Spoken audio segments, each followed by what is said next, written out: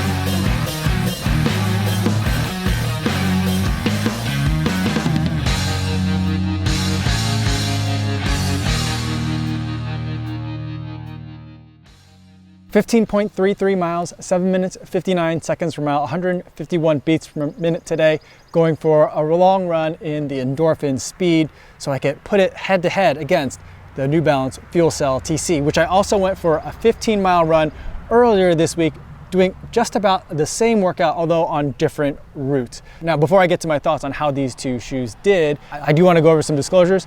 Both of these shoes are shoes that I purchased with my own money. No one sent them to me or is reimbursing me any purchase price. I'm not being paid to make this video. And no one's get a chance to preview any of my thoughts or footage before you guys to get a chance to see this video on YouTube. Now with the disclosures out of the way, let's take a look at these two marathon trainers / racers head to head.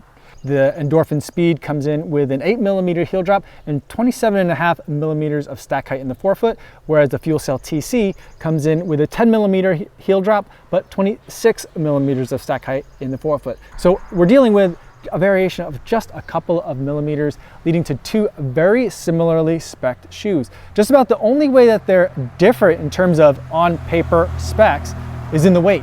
The Endorphin Speed comes in at 7.8 ounces, making it a rather light shoe, whereas the FuelCell TC comes in at a hefty 9.3. But what is it like to actually run in these two shoes? Now the Endorphin Speed, even though it is the taller of the two shoes, doesn't feel like that tall of a shoe to me. It actually feels relatively nimble for a shoe of this amount of stack height. And all that stack height is going to be really important when it comes to being able to absorb all the impact of every stride that you're going to take over the course of 26.2 miles. In the midsole, we've got Power Run PB, which is a material that looks a lot like Adidas's Boost, but it behaves better than Boost and it's lighter than Boost.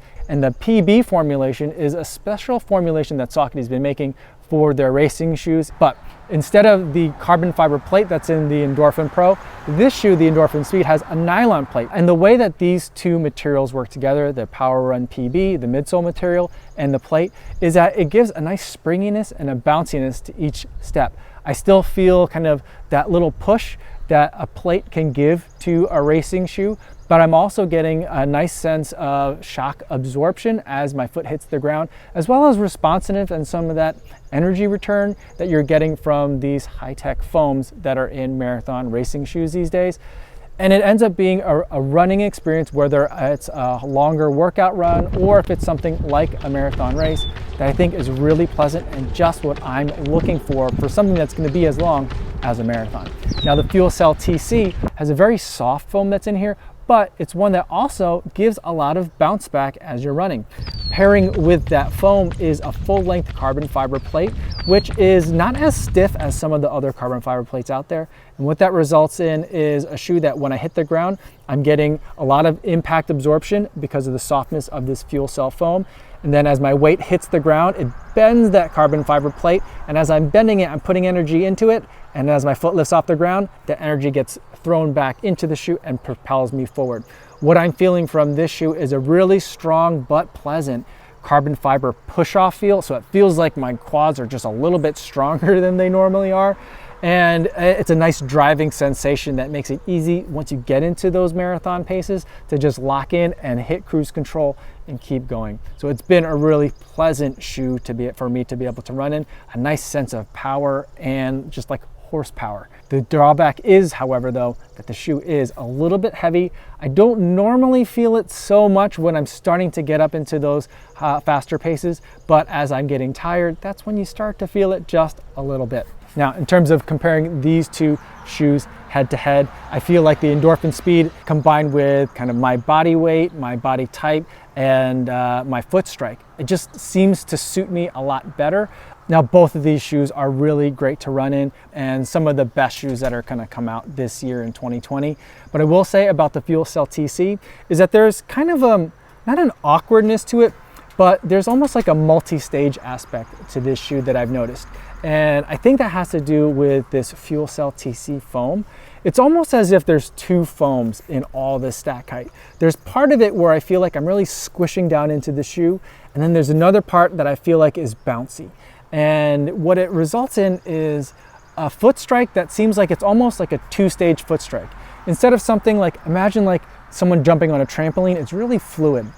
This isn't like that. It's like I've hit the ground and it absorbs the impact, and then there's a second part that then pushes me off. So it's almost like, it's very like digital versus like a smooth analog sensation. I'm not sure if I'm explaining it correctly. It's almost as if like when I watch footage of like a robot that can run, when it walks, it's like herky-jerky and it's doing a lot of calculations and trying to figure out how to be smooth.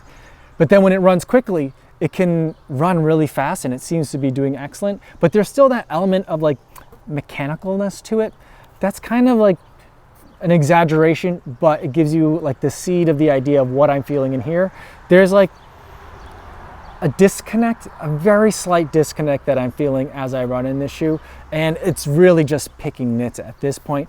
But I think that it's almost as if there's two very different kinds of foam in this amount of stack height. Now, so because of that, I think that if I'm going to pick one shoe and only one shoe, it's gonna be the Endorphin Speed for me, just because I do think that it suits my running style a bit better and the overall running sensation is much more fluid. I'm still feeling like I'm getting a little bit of like a little pop from the plate that's in here, but it's not overpowering. It's enough that I can feel it, but it's also still very fluid and the timing is working really well for me. Ideally though, I'd like to have both of these shoes in my rotation where I could take this shoe for those long workout runs, and while I could also bring this shoe, the Speed as well, I'd really like to use this as the racing shoe. That's how I'd use these two shoes if I had both of them. But again, if I only had to pick one, it's gonna go with the Endorphin Speed. So those are my thoughts on these two shoes head to head. I'm sure there's gonna be a lot of you who disagree, and I'd love to talk about it more in the comments down below. Or if you have any questions about these shoes, put them down in the comments and I'd love to keep the conversation going. That's all I have for today, everybody. Thanks so much for making it all the way to the end of the video. Hopefully you all are staying safe out there on your runs, and I will see you in the next one. Yo, what's going on?